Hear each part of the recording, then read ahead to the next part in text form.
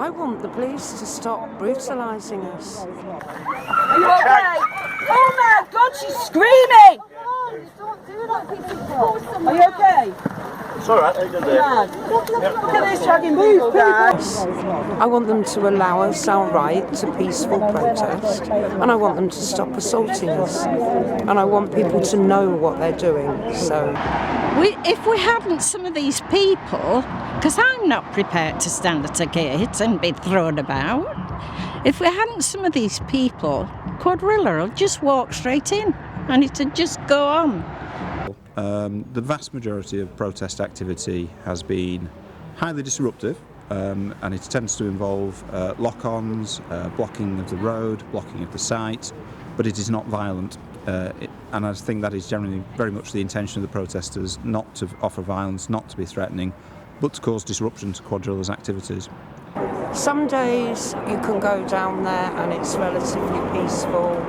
Other days you can go down there and you are literally thrown about and assaulted all day long. Some days are bits of both. You not only don't know from one day to the next what type of policing or treatment you're going to get, you honestly don't know from 1 minute to the next. If there's an element of randomness in who is arrested, it can be off-putting for people to turn up because you simply don't know if you're going to be arrested on a particular day for doing something that was allowed yesterday. And so you could appeal to an officer and say, hang on a minute, we were doing this yesterday. It doesn't mean that you won't be arrested on the second day or the third day. Say a fellow protector on Friday who stood his ground, then did start moving along after the 5 steps had been given, and he was arrested.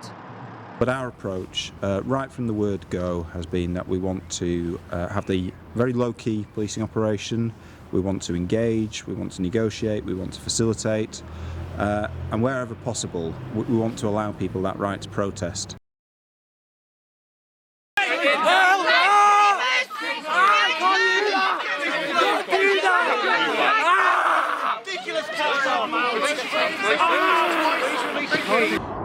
Miranda, another girl, she's a local councillor. She's been pulled, pushed, torn all the ligaments in her knee, all because she does not want fracking in this area. We have got a right, a human right to protest that something which is industrial is going to ruin the area.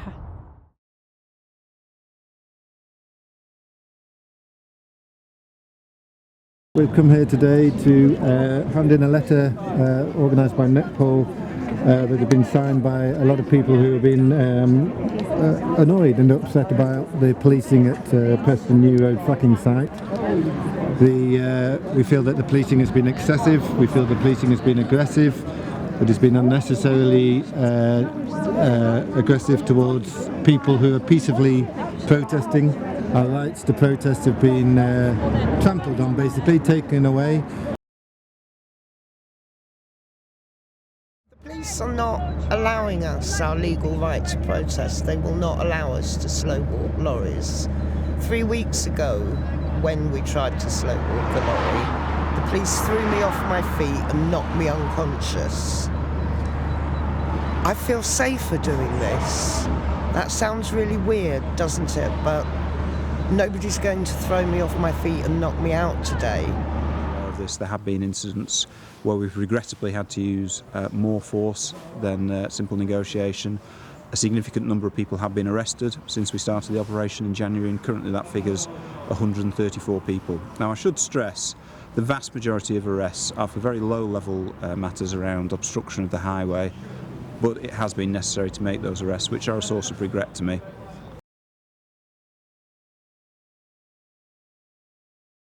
I'm here most days, and every day the police are using force on the protesters, and it seems to be a different justification every time. Forcefully against the van, struggling, saying, why are you doing this? I'm not even obstructing, you know, I don't obstruct the vehicles. But yeah, this time he had got a baton out on me. And because they couldn't move me by using pressure points, kicking me in the back of the legs, lifting me up in the air, slamming me head against the car, they resorted to getting the CS gas out and putting it in my face, which they brought to CO.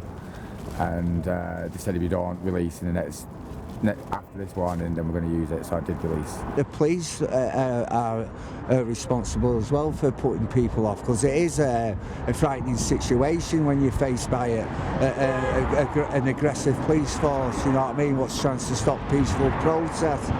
They are just throwing the protesters around like animals. They're retired people who feel so much against it have been knocked to the floor and ended up at hospital. One of the local councillors stood just watching what was going on, and he was knocked off his feet. Because I've actually got a heart complaint anyway myself. But there was a police surge and asking people to go backwards, which I complied with, and before I knew it, I'd been pushed to the ground. Well, I came down just to stand on this side of the road and block the lorries and what have you on the opposite side, just to see what was happening really, because I'd seen a lot of violence from the police and one thing and another. So I spent the first day and witnessed sort of things that I've never seen in my life, to be perfectly honest, from the police brutality, women being knocked into the hedge over the road. My wife herself was actually punched in the stomach and held in the prickles, the brambles over the road there. Police have basically not facilitated any of our rights to protest at this site at all. People just get pushed and shoved out of the way. We've tried to slow walk, we've tried other methods, other peaceful methods, and it's not worked, so I felt like I was compelled to do something that actually would take back a little bit of control and actually allow myself to protest peacefully. Well, I think it confuses a lot of people, particularly people that maybe haven't been before or seen the development of how policing has changed, because it's inconsistent, and it's inconsistent for those officers as well, because they're not often the same ones on a, they're on a rotation, and I don't know at what point they come back onto the site, so they often don't know what they're dealing with, who they're dealing with, and how to deal with them. Certainly local people, if they think they're going to turn up and there's a risk of arrest, it might put them off from going, because so effectively I don't think the police would ever admit there's strategies involved, but it can certainly feel like that for activists, that if you don't know what you're doing, it can put you off from going. Oh, okay, well I don't know. So we get everyone at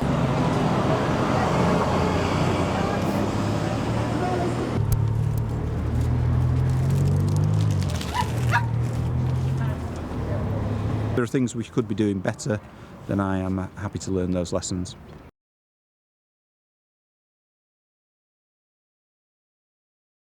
I find it extremely confusing, and I think it's resulting in arrests, and I think it's resulting in escalation of the problems at this site. Police take no! Police take no! Police take no! Police take no! Police take no!